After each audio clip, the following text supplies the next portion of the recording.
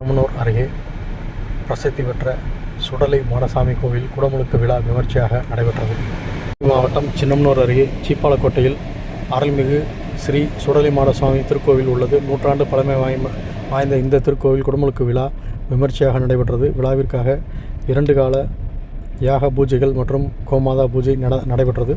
தொடர்ந்து வேத மந்திரங்கள் முழங்க கோபுர கலசங்களுக்கு புனித நீர் ஊற்றி பட்டாச்சாரிகளால் குடமுழுக்கு விழா நடந்தது. பின் சுடலை மாட சுவாமிக்கு அபிஷேகங்கள், ஆராதனைகள் நடத்தப்பட்டு சிறப்பு அலங்காரத்தில் சுவாமி பக்தர்களுக்கு அருள் அளித்தார். இந்த விழாவில் திரளான பெண்கள் கலந்து கொண்டு முளைப்பாரி எடுத்தும் கும்மி எடுத்தும் ஊர்வலமாக வந்து சுவாமியை வழிபட்டனர். நிகழ்வில் சீப்பாலக்கோட்டை மற்றும் சின்னமனூர் சுற்றுவட்டார பகுதிகளைச் சேர்ந்த ஏராளமான பக்தர்கள் பங்கேற்று சுவாமி தரிசனம் செய்தனர்.